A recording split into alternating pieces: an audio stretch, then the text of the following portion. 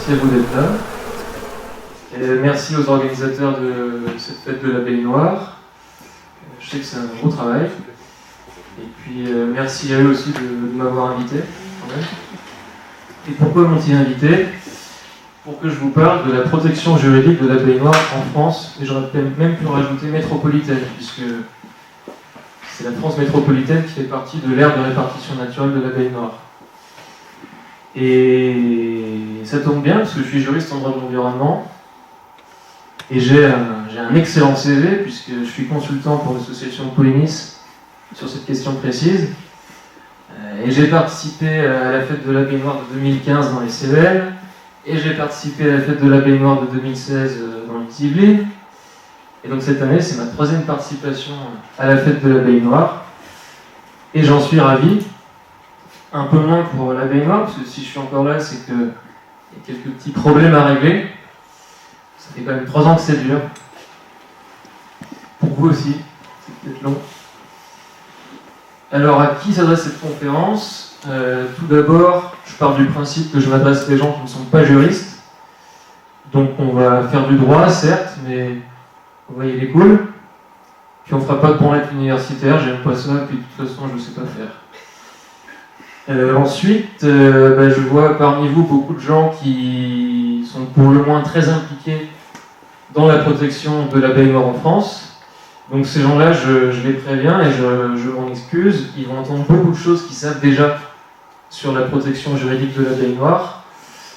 Parce que dans la salle, il me semble qu'il y a aussi beaucoup de gens, enfin beaucoup, on se comprend, qui ne savent pas grand-chose sur cette problématique.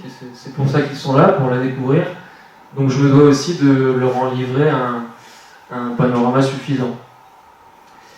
Néanmoins, pour les gens qui connaissent le sujet, il faut que je leur dise que l'an passé, à la fin de la fête de la baignoire, les principaux responsables de conservatoires de la baignoire français sont venus me trouver, pas pour me casser la gueule, pour me dire qu'ils aimeraient que dans ma prochaine conférence, j'explique davantage la notion juridique d'animal domestique et celle d'animal sauvage. Pourquoi? Parce qu'aujourd'hui en France, la baignoire a le statut juridique d'animal domestique. Or, non seulement ça n'est pas tout à fait, voire pas du tout conforme à sa nature, mais en plus, ça constitue un obstacle à l'utilisation d'outils juridiques qui pourraient être utilisés pour protéger la baignoire. Donc dans cette conférence, je vais aussi passer davantage que les années précédentes du temps à vous expliquer de la façon la plus claire possible les tenants et les aboutissants de la domesticité juridique de la baignoire. Même si, au fond, je pense que c'est un faux problème, mais j'y reviendrai. Alors, la souris. Donc, qu'est-ce que la protection juridique de la baignoire, pour qu'on soit bien tous d'accord là-dessus? D'abord, je ne reviens pas sur qui est la baignoire et pourquoi il faut la protéger. Je suppose que vous êtes tous au point sur cette question. Donc, quand on dit qu'il faut protéger la baignoire, vous savez qu'il s'agit d'éviter l'hybridation de la baignoire par d'autres sous-espèces d'Apis mellifera. Donc, quand on parle de protection juridique de la baignoire, on entend tout simplement des règles de droit qui visent à éviter l'hybridation de la baignoire avec d'autres sous-espèces d'Apis mellifera. On est d'accord là-dessus? Alors, cette conférence va s'articuler en 3 temps. Tout d'abord, on va voir s'il y a aujourd'hui en France déjà des règles qui visent à protéger la baignoire contre ce risque d'hybridation. Et comme on va voir qu'il y en a peu, en tout cas le manque d'efficacité, ces règles, on va se demander s'il n'y aurait pas en droit français des textes, des outils juridiques qui n'ont pas été prévus spécialement pour protéger la baignoire, mais qui pourraient être utilisés à cette fin. Et dans un 3e et dernier temps, on se demandera si on ne pourrait pas tout simplement imaginer un dispositif juridique spécial pour cette problématique spéciale, assez inédite en droit français en fait. Donc typiquement, ce serait une loi votée par le Parlement qui prévoirait clairement, explicitement, la possibilité de délimiter une des belles villes, qui a passé une convention avec en plus le parc national, et donc qui permet au CETA d'installer un conservatoire sur ce terrain communal. Et puis, l'autre type de règle consentie, on le trouve du côté des labels, puisque en France, on a certains labels applicables au miel et aux autres produits de la ruche, qui, via leur cahier des charges, incitent les apiculteurs à élever de l'abeille noire plutôt qu'une autre abeille. Le problème, c'est ces cahiers des charges laissent une vraie marge de manœuvre aux apiculteurs. C'est-à-dire qu'ils n'empêchent pas les apiculteurs d'utiliser occasionnellement, voire tout le temps, de la Buckfast et autres joyeusetés. Donc, deux exemples. Le label Nature et Progrès, qui est par ailleurs un très bon label, il interdit simplement l'introduction habituelle d'abeilles issues de lignées évolutives différentes de l'abeille locale. Ça veut dire quoi, introduction habituelle? À partir de quand c'est habituel, à partir de quand c'est inhabituel? Ça laisse une marge de manœuvre. Autre exemple, celui du label applicable au miel et aux autres produits bruts de la ruche, qui a été élaboré par le parc naturel régional de Millevaches en Limousin. Ce label, il demande aux apiculteurs d'œuvrer pour la conservation de l'abeille noire, notamment en évitant au maximum l'emploi de reines hybrides ou d'autres espèces. Ce n'est pas une obligation de résultat, tout à l'heure on parlait d'obligation de résultat ou de moyens, c'est plutôt une obligation de moyens. Ça veut dire quoi, éviter au maximum? Cela dit, il y a un label qui est excellent en France pour protéger l'abeille noire, c'est le label, c'est l'AOC, l'appellation d'origine contrôlée ou protégée, miel de Corse. Ce label il est très clair, il dit que pour être labellisé miel de Corse, un miel doit provenir impérativement de nectar et ou de miela butiné par les abeilles des côtes de Corse, Apis mellifera mellifera. C'est clair, c'est net, c'est précis, je vais dire c'est Corse. Pas tout à fait d'ailleurs. Ils ne sont pas comme ça les Corses. Le problème de ces règles consenties, c'est que par définition elles sont consenties, donc si on n'a pas la volonté de s'y conformer, il n'y a pas de règle. Si l'apiculteur n'est pas intéressé par le label, s'il n'a pas le cahier des charges, il n'est pas tenu. Donc évidemment, la façon la plus efficace de protéger l'abeille noire, c'est d'obtenir des règles contraignantes imposées unilatéralement par les pouvoirs publics. Et en la matière, on en a quelques-unes en France. Il s'agit en fait d'arrêtés qui ont été pris par des maires, par des préfets, qui réservent des zones à l'élevage de l'abeille noire.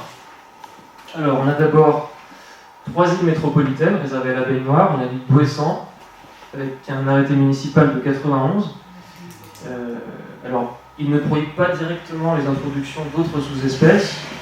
Il dit simplement toute introduction d'abeilles étrangères sur l'île, sans contrôle strict des organismes contrôleurs, les membres du conservatoire, le groupement sanitaire apicole départemental et le syndicat des apiculteurs du Finistère, est interdite. Et vous voyez même que dans cette formulation, l'éventualité qu'une introduction soit interdite pour un motif génétique n'est qu'implicite. Mais c'est malin. Les deux autres îles, eh bien, il s'agit de Belle-Île-en-Mer, avec un arrêté préfectoral de 2008, qui lui interdit clairement l'introduction d'abeilles sur l'île, sauf l'introduction de reines, mais à condition notamment qu'elles soient noires certifiées et issues de conservatoires du même type. Et puis l'île de Groix, avec un arrêté municipal de 2008 qui interdit l'importation d'abeilles non identifiées comme l'abeille noire Apis mellifera mellifera, entre parenthèses lignée M. Ensuite, on a sur le continent encore la commune des Belles-Villes, décidément c'est une très bonne commune, avec un arrêté municipal de 2016, qui pareil, de manière un peu subtile, impose aux apiculteurs une obligation de déclarer leurs ruches, les introductions d'abeilles nouvelles sur le territoire de la commune, c'est bien. Mais il y en a qui ont fait beaucoup mieux, beaucoup plus fort, c'est en Auvergne. Je sais pas, Noël est ici ou pas? Noël est là. Noël a fait très fort. Puisqu'il a convaincu 8 maires de signer un arrêté sur le même modèle qui énonce tout d'abord l'interdiction de l'introduction de reines ou de colonies non identifiées comme les abeilles noires, Une obligation de déclarer en mairie toute nouvelle implantation de ruches, et puis une obligation de déclarer toute introduction de rennes ou de colonies sur le territoire communal pour que les membres du conservatoire et le CNRS puissent contrôler leur génétique. Alors on va quand même les citer toutes ces communes. C'est une espèce qui vit habituellement à l'état sauvage, qui n'a pas de propriétaire. Un animal qui vit dans les bois, qui combat librement et qui n'a pas de propriétaire, il peut tout à fait avoir le statut juridique d'animal domestique. Pourquoi donc? Alors le critère de la domesticité d'une espèce en droit français, c'est le Code de l'environnement qui nous le donne. C'est l'article R411-5 du Code de l'environnement qui définit les espèces animales non domestiques. Vous aurez remarqué, on ne parle pas d'espèces animales sauvages, mais d'espèces animales non domestiques. C'est pas anodin, j'y reviendrai. Donc, cet article nous dit une espèce animale non domestique, c'est une espèce qui n'a pas subi de modification par sélection de la part de l'homme. Donc c'est une espèce, inversement, une espèce domestique, c'est une espèce sur laquelle l'homme a exercé une certaine pression sélective. En application de cet article du Code de l'environnement, on a un arrêté interministériel du 11 août 2006 qui a dressé la liste des espèces, des races et des variétés d'animaux domestiques, et on y trouve les variétés domestiques de l'abeille, entre parenthèses, Apis spp. Qu'est-ce que ça veut dire? Alors d'abord, Apis, c'est le genre, dont fait partie Apis mellifera, et Apis mellifera mellifera, c'est la sous-espèce de l'espèce Apis mellifera. Et SPP, c'est en fait l'abréviation de la formule latine species pluralis, qui veut dire toutes les espèces. Donc ça veut dire, Apis spp, toutes les espèces du genre Apis. Mais la formule ne veut pas dire que toutes les espèces du genre Apis sont des variétés domestiques. Il faut avoir lu tout l'arrêté pour le comprendre, j'ai lu plusieurs fois, c'est tellement clair, c'est super. C'est vraiment, c'est pas simple, c'est mal fichu. Bref, j'arrête de râler. Donc cette formule, elle signifie que parmi les espèces du genre Apis, il y a des variétés domestiques d'abeilles et d'autres qui sont sauvages, enfin non domestiques, on se comprend. Mais alors, vous me direz, quelles sont les variétés sauvages et les variétés domestiques? On ne le sait pas, l'arrêté ne le dit pas. Et puis, comment sait-on que l'abeille noire fait partie des espèces domestiques, des variétés domestiques? Alors, l'arrêté de 2006, il nous donne quelques définitions qui vont pouvoir nous éclairer sur ce point. D'abord, il définit la variété domestique. Une variété domestique, je vous la fais courte, il nous dit que c'est une population animale constituée d'une fraction des animaux d'une espèce ou d'une race, que des traitements particuliers de sélection, entre parenthèses, une politique de gestion spécifique et raisonnée des accouplements.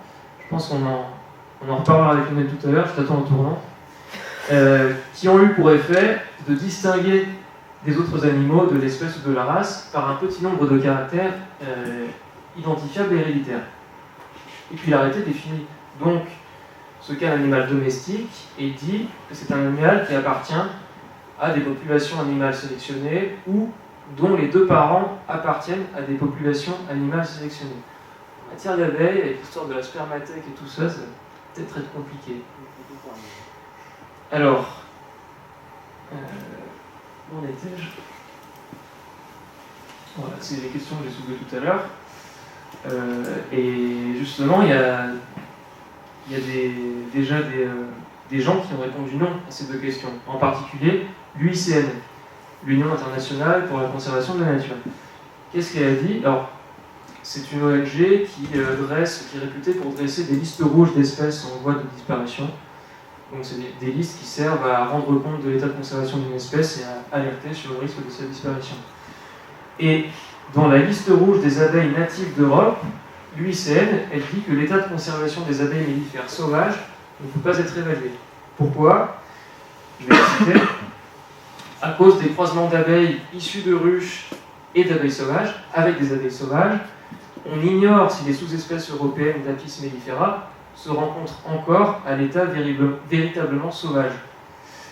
L'UICN dit ensuite que les colonies qu'on peut rencontrer à l'état sauvage, mais qui proviendraient en fait d'une ruche, fondés par des essaims fugitifs qui n'auraient pas été rattrapés par l'agriculteur, ne peuvent pas non plus être regardés comme sauvages. L'UICN ajoute que la population d'un rucher ne peut pas davantage être considérée comme sauvage, et là c'est peut-être surprenant mais c'est ce que l'UICN dit, dans la mesure où elle est probablement le fruit de centaines d'années de sélection par l'homme. Alors la sélection, comme l'expliquait Lionel, c'est quand même relativement récent, insémination artificielle, élevage de rennes, on y reviendra.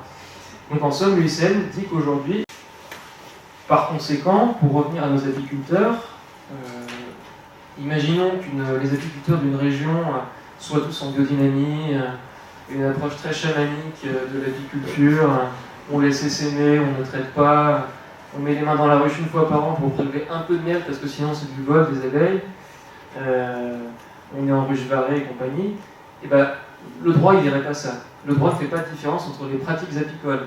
Certes, cette population d'abeilles serait beaucoup plus sauvage au sens courant qu'une population de Belfast, mais le droit ne fait pas de différence. Lui, il voit simplement que l'apiculture est une activité pastorale, d'élevage, ancienne, dont on tire profit, c'est important, et donc ce fait-là nécessite que l'abeille soit classée parmi les espèces domestiques.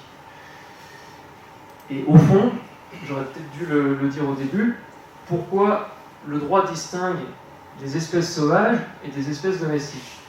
Est-ce que c'est par pur plaisir intellectuel de distinguer, de classer, ou est-ce que c'est par fantaisie? Ben non, c'est pas par fantaisie. C'est en fait une dichotomie qui s'est mise en place progressivement, petit à petit, à partir d'une approche utilitariste de l'animal. Explication, en particulier dans les années 60-70, quand est montée la préoccupation, le souci de protéger la nature, on a mis en place des outils pour protéger les espèces sauvages. Parce que contrairement aux animaux domestiques, de compagnie d'élevage, les espèces sauvages, par définition, par défaut, leur statut est un statut qui ne les protège pas. On les appelle des res nullus en latin. Ça remonte au droit romain, c'est très vieux comme approche. Les res nullus, ça veut dire des choses sans maître, donc sans propriétaire. Donc l'animal domestique, lui en général, il a un propriétaire, donc il est au moins protégé par sa qualité de bien, et par le fait qu'il existe un propriétaire qui, en cas d'atteinte à son animal, il va pouvoir râler et intenter une action de justice. L'animal sauvage, non. Donc dans les années 60-70, on a mis en place le statut d'espèce protégée, dédié à la protection des espèces sauvages, et on a aussi mis en place les outils que sont la réserve naturelle et le parc national pour protéger les animaux in situ. Donc ça s'est construit comme ça en fait, cette distinction. Aujourd'hui c'est acquis, c'est comme ça, et on sépare effectivement des animaux. C'est un peu artificiel, mais c'est ainsi. Et donc finalement, aujourd'hui, qualifier une espèce de domestique ou de non domestique, ça a beaucoup d'implications. D'abord, chacune dépend d'un code différent. Espèce domestique, code rural. Espèce non domestique, code de l'environnement. Ensuite, vous avez compris, chaque espèce est protégée par des outils qui lui sont propres. Et puis, ça détermine aussi la compétence d'autorité ou de service de l'État pour les contrôles sanitaires.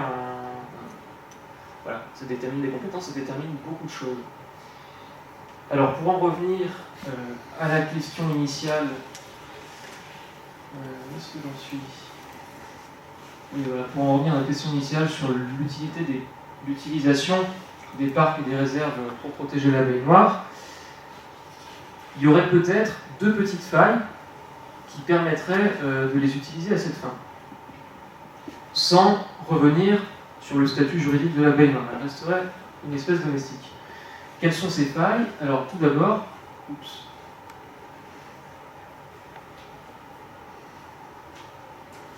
il s'agirait de démontrer que l'abeille noire, dans telle réserve naturelle ou dans tel parc national, contribue à donner son caractère à la réserve ou au parc.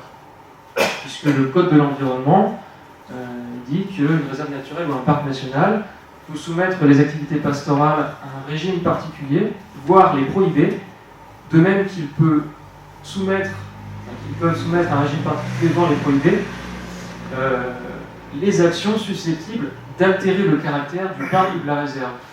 Alors il faudrait argumenter, c'est une toute petite faille, quoi, mais il faudrait voir. Et la seconde faille, en fait, ce n'est pas vraiment une, puisqu'il s'agirait simplement de démontrer que tel écotype d'abeilles noires est moins préjudiciable au milieu naturel de la réserve ou du parc qu'une autre race ou variété d'abeilles. Alors, certaines réserves naturelles et certains parcs nationaux prennent déjà en compte les risques de l'apiculture pour les milieux. Par exemple, il y en a plusieurs qui interdisent totalement l'apiculture dans les zones. Donc ça, ce serait un obstacle à l'utilisation de cet article, d'autant que, apparemment, cette interdiction est possible, mais seulement sur tout le territoire français. Donc c'est une application qui serait complètement irréaliste. Vous imaginez bien qu'il y a des apiculteurs qui ne seraient pas très contents. Est-ce qu'on aura plus de chance avec les articles L411-5 et L411-6 ? Alors d'abord, il faut voir qu'ils sont dans le Code de l'environnement dans une sous-section 2 intitulée Prévention de l'introduction et de la propagation des espèces exotiques envahissantes. A priori, ça sent bon. Donc si on parvient à démontrer que les cousines de l'abeille noire ne sont pas indigènes mais exotiques et qu'elles sont en outre envahissantes, ce serait un bon début. Donc sur la question de caractère exotique ou indigène, j'en ai déjà parlé un petit peu. Quid de leur caractère envahissant ? Eh bien, cette sous-section 2, c'est en fait la traduction en droit français d'un dispositif qui a été exigé par le règlement européen de 2014 sur la lutte contre les espèces exotiques envahissantes. Et ce règlement définit la pollution génétique comme pouvant être un aspect du caractère envahissant d'une espèce. Donc c'est parfait pour nous. Voyons maintenant ce que dit précisément l'article L411-5. Il nous dit que peut être interdite l'introduction dans le milieu naturel de tout spécimen d'espèces animales à la fois non indigènes au territoire d'introduction et non domestiques. Donc je m'arrête tout de suite dans la lecture de cet article. Conditions cumulatives de non-indigénat et de non-domesticité. C'est raté. Alors toutefois, quelques remarques sur cet article. C'est d'abord lui qui a servi de fondement à l'arrêté ministériel qui a interdit l'introduction de l'Espergillutina en France en 2013. Et puis vous en conviendrez, la condition de non-domesticité est stupide en matière de lutte contre des espèces qu'on considère comme néfastes et nuisibles.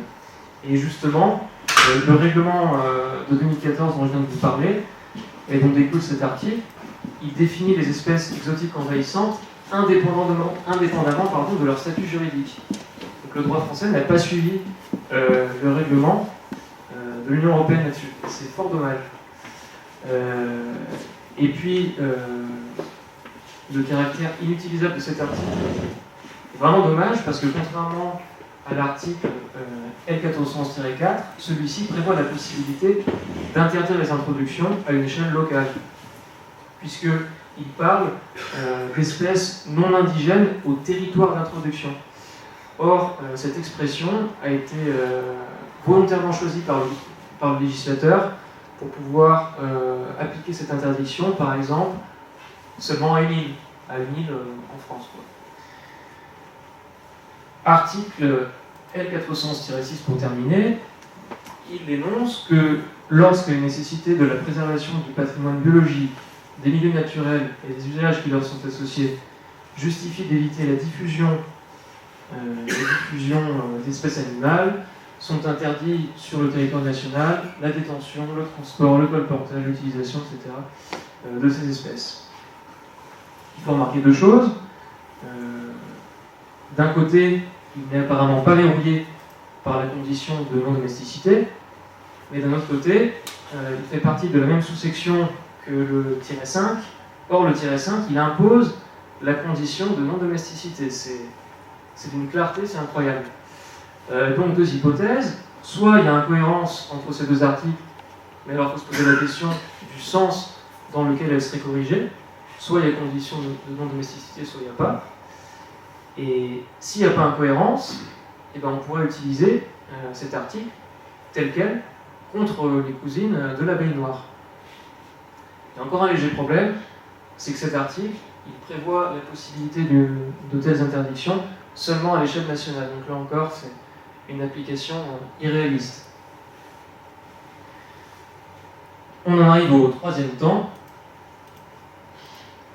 Est-ce qu'on ne pourrait pas imaginer un dispositif juridique spécifique? Puisqu'on a vu qu'il est probablement impossible de changer le statut juridique de l'abeille noire, il y a une toute petite chance de pouvoir utiliser le dispositif juridique existant des parcs nationaux et des réserves naturelles au profit de l'abeille noire. Il pourrait être intéressant évidemment de modifier ces trois articles qu'on vient de voir et de les adapter, de sorte à pouvoir les utiliser. Et enfin, la création de ces zones ne peut pas se faire sans enquête publique préalable, afin que tous les intérêts soient pris en compte, les gens qui sont contre l'établissement de cette zone, les gens qui sont pour, etc. Voici. Et l'autre disposition que j'ai trouvée très intéressante, elle est dans le Code de l'environnement, puisque dans le Code de l'environnement, il y a un chapitre sur les dispositions communes aux parcs nationaux et aux parcs naturels régionaux. Ce chapitre, il comprend un seul article, qui est l'article L335-1, qui a été créé par la loi de 2008 sur les OGM, et il énonce que les parcs nationaux et les parcs naturels régionaux peuvent, avec l'accord unanime des exploitants agricoles concernés, exclure la culture d'OGM sur toute ou partie de leur territoire, sous réserve que cette possibilité soit prévue par leur charte. Donc, à mon sens, on pourrait tout à fait introduire dans ce chapitre un deuxième article qui permettrait de la même façon, dans les parcs naturels, qu'ils soient nationaux ou régionaux, de réserver des zones à l'élevage de l'abeille noire. Alors ça supposerait qu'une loi soit d'abord votée par le Parlement pour introduire cet article, puis que les parcs naturels où se trouvent des conservatoires modifient leur charte en ce sens. Alors a priori, les chartes de parcs, si je ne dis pas de bêtises, elles sont modifiées ou révisées tous les 6 ans, voire tous les 12 ans, ça a peut-être changé. 12. Voilà. Et enfin, il faudrait que les apiculteurs se mettent d'accord. Mais pourquoi pas? Ça fait beaucoup de si, mais pourquoi pas? Et à mon sens, ce serait pas idiot, dans la mesure où je crois, la plupart des conservatoires d'abeilles noires se trouvent dans le périmètre, aujourd'hui, de parcs naturels, qu'ils soient régionaux ou nationaux. Et voilà. J'en ai terminé.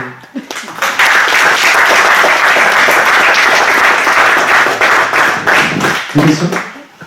Oui, sur le code rural, non, il me semblait qu'on était propriétaire de l'essaim jusqu'à ce qu'on perde des yeux. Enfin, je ne sais plus quel est l'intitulé exact. Donc, quid du blanc du code, c'est-à-dire que est propriétaire, le propriétaire qui a vu l'essaim sortir et qui le suit. Alors oui, littéralement, c'est il reste propriétaire de l'essaim qui s'échappe tant qu'il n'a pas cessé de le suivre. Oui. Et ça, c'est vieux. Enfin, on retrouve donc il y a une forme de blanc entre guillemets. Il y a un blanc, non, parce que le code rural précise aussi que l'essaim appartient au propriétaire du terrain sur lequel il s'établit. Alors, entre le moment... Alors, qu'est-ce que ça veut dire, il s'établit? Est-ce que c'est la colonie s'installe dans le creux d'un vieux châtaignier et commence à construire des rayons? Ou est-ce que c'est l'essaim s'échappe, il s'accroche provisoirement, il fait la grappe sur une branche et puis en attendant de trouver mieux? Mais peu importe, puisque même si l'essaim ou la colonie n'a pas de propriétaire, elle reste une espèce domestique. Alors, juste peut-être avant, tu n'abordes pas la question des bourdons, et nouvellement l'ANSES a autorisé 2 startups à faire du développement d'OSMI sur la pollinisation arboricole. Le seul avis, c'est nous pensons que génétiquement il n'y aura pas de pollution, donc par conséquent on les autorise à faire ça. En gros, c'est ça. Hein, donc je ne sais pas sur quoi ils se basent, parce que à ce moment-là, elle devient domestique. Les deux espèces d'osmies qui sont utilisées, pareil, les bourdons. Alors les bourdons, ils sont souvent en serre, mais pas que. En fait, on les utilise aussi en arboriculture. Donc, il y a aussi quel est le statut en fait qui est utilisé pour la pollinisation, je crois déjà. Voilà, mais quel est le statut de ces espèces? Est-ce qu'on doit considérer qu'à partir du moment où on fait un développement commercial derrière et agricole, on peut déclasser toutes les espèces sauvages en considérant qu'elles deviennent domestiques? Parce qu'il y a de la sélection, donc on rentre carrément dans le cadre. À ce jour, le statut est indéfini. Il est indéfini. Alors les osmies, ce sont des espèces non domestiques, selon le droit français, puisqu'elles n'apparaissent pas dans l'arrêté interministériel de 2006 qui a établi la liste des espèces, des races et des variétés qui doivent être considérées comme domestiques. Donc toute espèce qui n'y est pas est non domestique, mais effectivement, elle commence à être élevée. Et on retombe là sur la dimension culturelle, historique, le critère culturel, historique qui peut commander aussi implicitement la qualification d'une espèce de domestique ou non domestique. L'utilisation des osmies pour la pollinisation. En fait, c'est un organisme dans lequel on a introduit, c'est pas sélectionné, on a introduit des gènes pour une production particulière. La Buckfast, en fait, c'est un multi-hybride sélectionné. Donc, ce qui ne veut pas dire que c'est moins dangereux. Moi, je considère que l'hybridation, en fait, est beaucoup plus dangereuse. En fait, on sait la dangerosité en fait, des croisements génétiques, alors qu'on ne connaît pas en fait, la dangerosité des OGM. Et hier, dans ta conférence, tu disais que le problème, c'était pas les abeilles, c'était les pratiques. Et le problème, c'est ce que tu as dit. Oui, disons qu'en fait, on peut réduire le problème abeille par en fait, une amélioration des pratiques. Ouais. Et pour les encadrer, moi je vois un outil très sous-exploité aujourd'hui, c'est les labels. Ça coûte rien de faire un label très exigeant. Oui. Mais après, pour réglementer les pratiques et les imposer... c'est le but justement que de la charte des bonnes pratiques qu'on est en train de développer au sein de la FEDCAM, qu'on est en train d'améliorer. Oui, mais c'est volontaire. Ah oui, tu rejoins la FEDCAM si tu es a priori sensible de la problématique. C'est bien. C'est associé à la conservation. Mais matisant, c'est ça. Ouais. Non, par contre, là, je vois quelque chose d'intéressant. Et puis en plus, ce sera un pied de nez, parce qu'effectivement, c'est pour la protection, en fait, de semences qui ont été sélectionnées. Je pense que ces textes ont été faits. C'est pour les horticulteurs conventionnels. Ça, c'est pour protéger les zones de production de semences. Ça veut dire que personne n'a le droit de venir. C'est dans une zone à carottes. Au moment où ils font un type de semence qui est pour la vente, il n'y a plus personne, même les particuliers. On surveille la zone pour qu'ils puissent faire des carottes d'un certain type. Et donc, c'est dans un. Alors, on présente ça comme d'intérêt, un outil d'intérêt général. Bon, ça n'était pas au départ, peut-être que ça va devenir. Moi, si mes souvenirs sont bons, c'est au titre de l'intérêt pour la filière que ça a été fait. Ouais. C'est pas l'intérêt général. Oui, et là, le problème, c'est que si tu veux, l'argument, c'est bien. Oui, non, mais ça s'est fait quand même à une époque avec un rapport de force qui était incroyablement en faveur du GNIS et des semenciers. Là. Et c'est eux qui ont imposé ce truc. Là, le faire passer ce règlement au titre de l'intérêt pour la filière apicole, qui est-ce qui va se mêler de ça quoi. Mais c'est vraiment un rapport de force complètement inversé. Hein. Surtout que... Donc ça s'est développé dans les années 20, 30, enfin au début du 20e. Et cet article-là, il a été porté par Chirac quand il était ministre de l'Agriculture. Et il mettait en avant l'intérêt général en disant que il était dans l'intérêt de la population et de lui proposer de bonnes semences, de sécuriser. Le discours, mais pas dans la rédaction du texte lui-même. Oui. Ouais, mais ça veut dire beaucoup. Enfin voilà, si on peut faire ça dans l'intérêt des semenciers, on pourrait peut-être faire ça dans l'intérêt de l'abeille et de la nature globalement. C'est l'idée quoi. Eh ben, bonne chance. Bonne chance à vous, moi j'ai fait mon travail. Au niveau européen, est-ce que tu sais pourquoi il y a cette orientation-là? C'est quand tu parlais le fait que l'Union européenne commençait à prendre des dispositions incitant Parce qu'il y a des pays qui doivent États pousser. à préserver nos espèces. Peux-tu répéter ta question? Ok, tu peux revenir sur le slide du service européen. C'est le plan pour l'apiculture. Pourquoi il y a Le projet de résolution, je crois, ça. Oui, c'est ce que tu as évoqué en disant qu'il y avait une nouveauté, non? C'est pas ça? Je parlais de ce que l'Europe faisait justement, enfin, comment on pouvait être compatible avec l'Europe.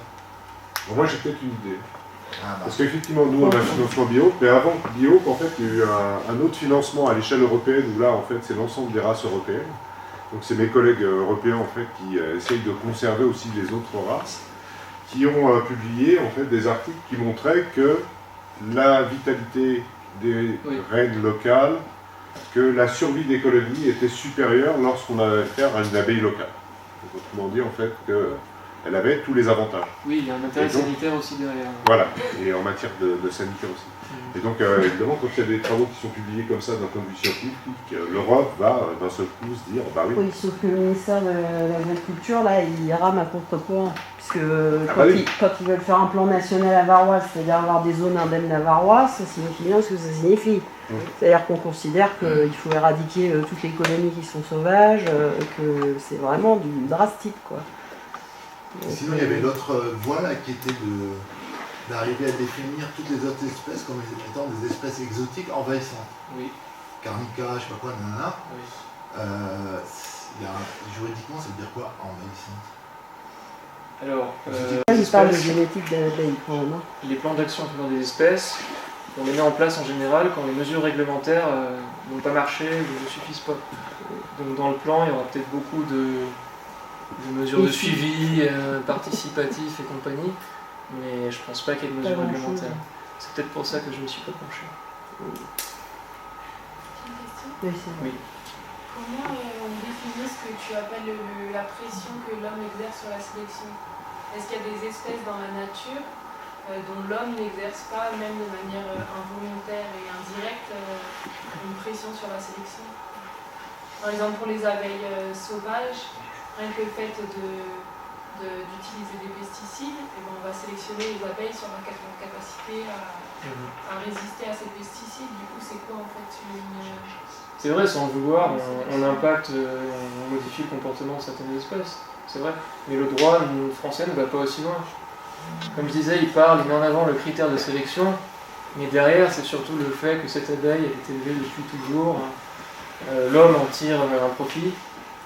Et donc, c'est autant le critère de la sélection que le critère de l'utilisation de l'homme et de la fonction de l'espèce pour l'homme qui commande la qualification. Alors, Lionel, hier, tu parlais de la domestication de l'abeille. Et tu disais que ça avait commencé récemment grâce aux nouveaux moyens d'apiculture, donc l'insémination artificielle c'est clair, l'élevage de rennes, c'est assez récent.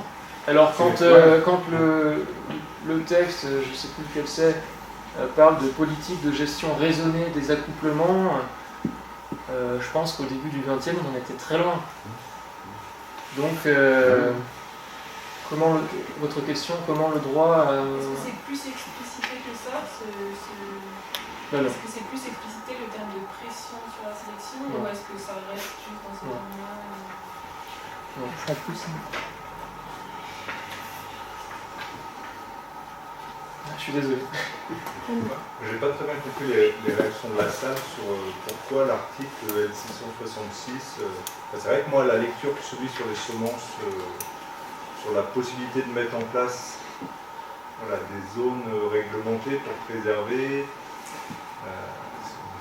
C'est vrai qu'à la première lecture, je me dis appliquer l'abeille me paraît effectivement aussi assez pertinent et dans le sens où c'est pas sur le territoire national, c'est effectivement, ça me paraît assez bien adapté pour des zones conservatoires que je pourrais avoir ici. Vous expliquez Nicolas, c'est que ça n'existait que parce qu'il y avait effectivement une pression forte de l'agro-industrie pour ça. Nous, on est des conservatoires, il y a derrière pas d'intérêt financier fort, visible, mais il existe. De la part des gouvernements, ils ne le voient pas de la même façon que nous.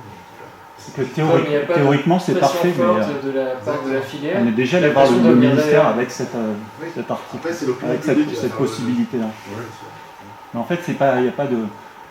Ce qui va compter pour un truc comme ça, c'est l'avis des représentants de la filière apicole. oui, attends, excuse-moi, parce que ça, c'est le ministère de l'Agriculture. Le ministère de l'Environnement, c'est un autre discours. Tu vois, quand tu vas vers le ministère de l'Environnement, on te fait un Non, mais discours de... Le ministère de l'Environnement, il ramène à l'agriculture. On va aller sur les comme ça, tu vois. Mais si Sur des les zones maires. où on parle de conservatoire, là.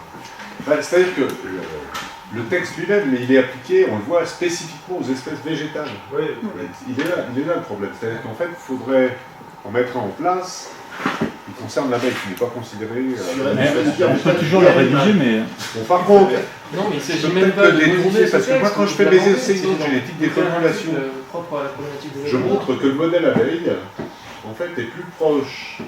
Parce que c'est la dispersion des semences, là. Est plus proche, en fait, d'un modèle végétal que d'un modèle animal classique. Et je leur fais le pendant, parce que j'applique le modèle, en fait, sur une espèce de fleur, et je leur fais l'application sur l'abeille. C'est que, en fait, les mâles d'abeilles, en fait, c'est des grains de pollen. Et la reine, c'est un kémère, qui va être fécondé par plusieurs... C'est-à-dire que le modèle génétique de l'abeille, c'est un modèle qui est plus proche des végétaux. Est-ce qu'il y a une justification à cet article On peut justifier d'un point de vue génétique qu'on est proche de ce modèle-là, on peut peut-être l'appliquer. Classification animale, soit domestique. Bah, la raison d'être de l'article, c'est de de défendre les intérêts des semenciers qui produisent des semences de carottes et autres. Non, mais il n'y a pas un préambule avant qui explique l'intérêt d'avoir un article. Non, alors il y a des débats parlementaires qui peuvent être transcrits. Il n'y a pas de... C'est pas retranscrit. Et c'est surtout c'est le code rural. Donc ça veut dire que c'est la profession apicole qui devrait porter une demande modificative et la profession, bah non, elle ne veut pas d'abeilles noires.